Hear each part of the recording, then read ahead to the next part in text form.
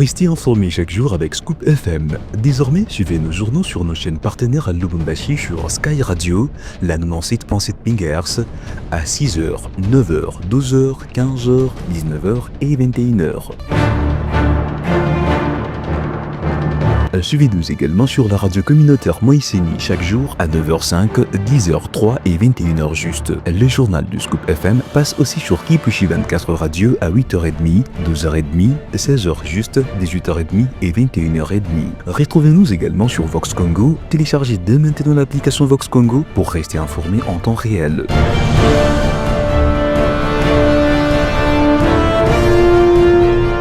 Scoop FM, suivez-nous sur notre page Facebook et sur notre chaîne YouTube pour tout savoir sur l'actualité locale, provinciale, nationale et internationale. Scoop FM, la neutralité réelle. La neutralité réelle.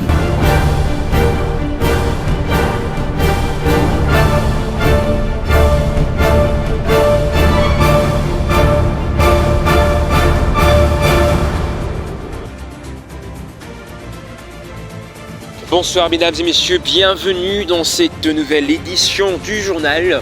Armel Mutombo à sa présentation à la une de l'actualité, alors que le gouvernement plaide pour une école inclusive en autorisant les filles enceintes à poursuivre leur scolarité. Les écoles conventionnelles catholiques refusent d'appliquer cette mesure. Toujours dans l'actualité, l'Alliance des autorités traditionnelles et coutumières pour le Grand Congo a déposé ce mercredi 16 juillet 2025 une plainte au parquet près la Cour de cassation contre la Cinco et les CC. Mesdames et messieurs, on en parle dans ce journal. Encore une fois, bienvenue dans cette nouvelle édition du journal. Comme annoncé au sommaire, l'Alliance des autorités traditionnelles et coutumières pour le Grand Congo a déposé ce mercredi 16 juillet 2025 une plainte au parquet près la Cour de cassation contre la Cinco et les CC, les accusant d'avoir violé la Constitution par le simple fait qu'elle n'a été consultée par ces deux confessions religieuses. Sa Majesté Emmanuel Lambalamba donne le détail. La justice élève une nation. Voilà, aujourd'hui nous sommes venus déposer notre plainte contre ceux qui pensent que les chefs coutumiers n'ont pas étudié. Ceux qui pensent que les chefs coutumiers ne connaissent rien. Et ils se permettent pour piétiner leurs droits ainsi que leurs intérêts. Ce n'est plus un secret, vous le saviez tous, que l'église LCC et Cinco,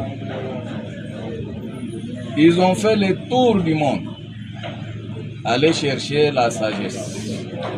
Alors que nous sommes sages, ils nous ont laissé derrière eux en violation, flagrance de notre Constitution. Dans son article 207, alinéa 4. C'est ainsi qu'aujourd'hui, nous sommes venus saisir officiellement la justice pour qu'ils puissent nous départager avec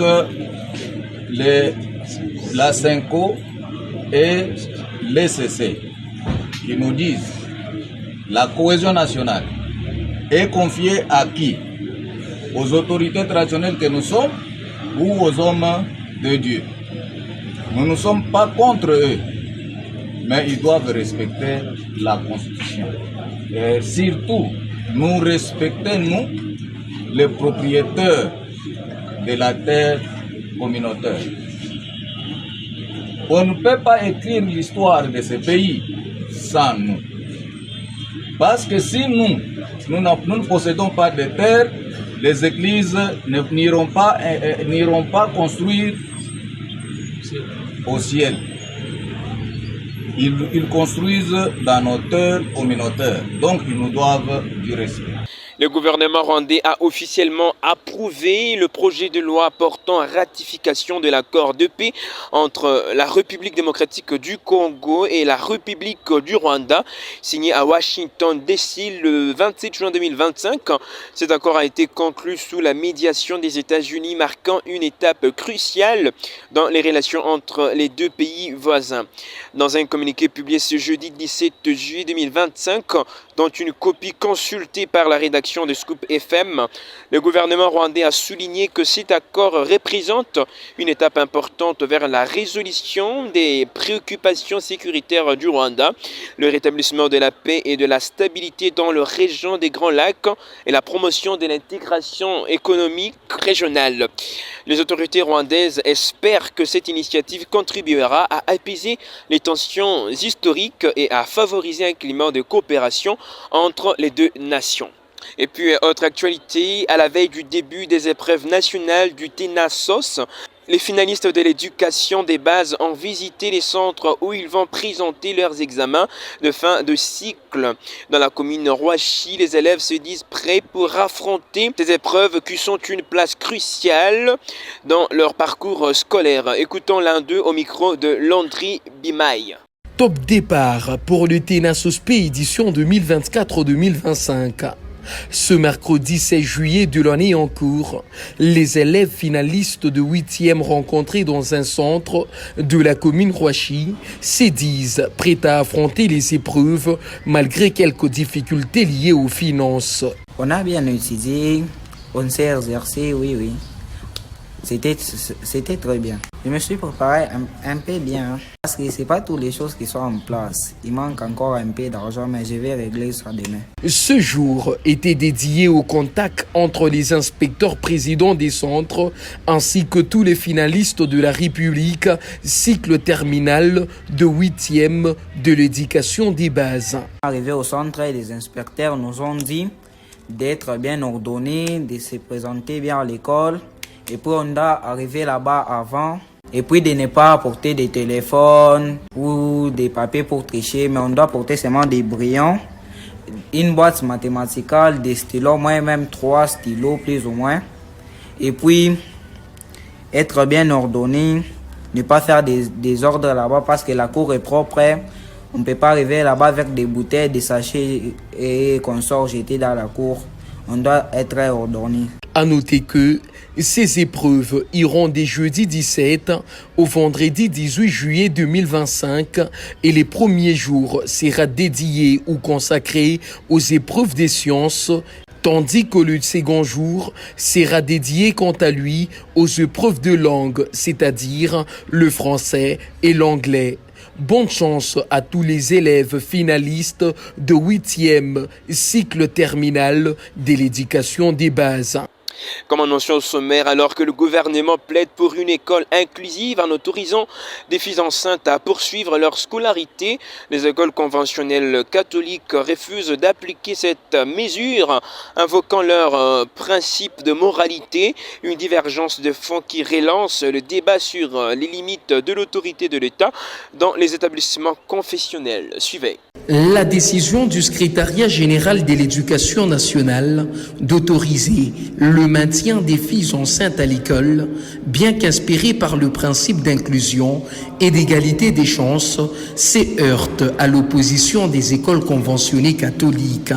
Celle-ci, par la voix de l'abbé Emmanuel Bachiki, invoque l'accord spécifique sur l'éducation pour justifier leur attachement aux valeurs de moralité et des disciplines et rejette l'application de cette mesure dans leurs établissements. Cette divergence met en lumière un possible bras de fer institutionnel entre l'État et les confessions religieuses, partenaires de l'enseignement, tout en soulevant les défis pratiques non résolus, gestion des grossesses en milieu scolaire, respect de la discipline et risque de stigmatisation ou de favoritisme.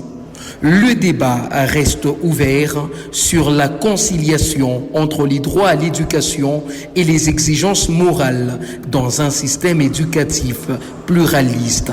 Mesdames et messieurs, avant de mettre un terme à ce journal, place à la revue de presse. Félix Tshisekedi lance le Festival mondial de la musique et du tourisme. Mesdames et messieurs, c'est avec ces titres de Radio Capipoenes que nous ouvrons cette revue de presse. Bonjour à tous et bienvenue. La première édition du Festival mondial de la musique et du tourisme a ouvert ses portes mercredi 16 juillet au Centre culturel et artistique pour le pays de l'Afrique centrale à Kinshasa. À cette occasion, le chef de l'État Félix Tshisekedi a exprimé les souhaits de voir cet événement contribuer à raffermir l'unité nationale et à redorer l'image de la RDC. Il s'est réjoui que ce festival inaugure une nouvelle ère de paix et de développement durable à travers le pays. Cet événement vise à promouvoir les richesses culturelles, artistiques et touristiques de la République démocratique du Congo sur la scène internationale. Placé sous le thème La route de la rumba, ce festival de 3 jours se déroule simultanément au Centre culturel et artistique pour le pays de l'Afrique centrale, à l'esplanade du Palais du Peuple et à l'échangeur délimité à Kinshasa, poursuit ses tabloïds.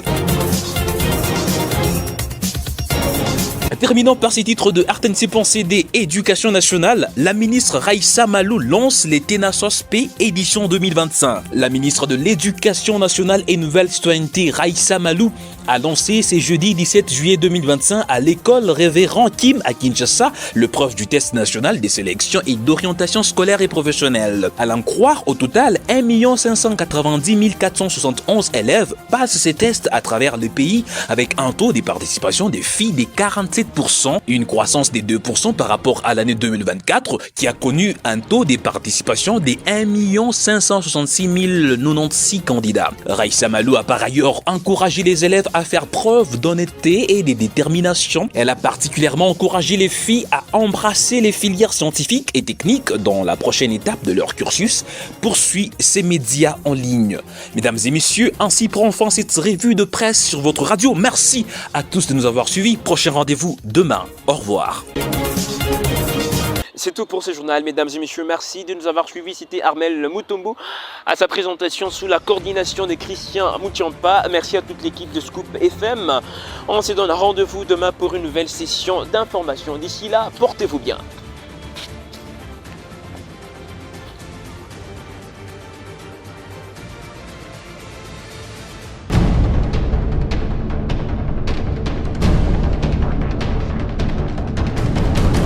Restez informés chaque jour avec Scoop FM. Désormais, suivez nos journaux sur nos chaînes partenaires à Lubumbashi sur Sky Radio, la 97.7 MHz, à 6h, 9h, 12h, 15h, 19h et 21h. Suivez-nous également sur la radio communautaire Moïseni chaque jour à 9h05, 10h03 et 21h juste. Le journal du Scoop FM passe aussi sur Kipushi 24 Radio à 8h30, 12h30, 16h juste, 18h30 et 21h30. Retrouvez-nous également sur Vox Congo. Téléchargez dès maintenant l'application Vox Congo pour rester informé en temps réel.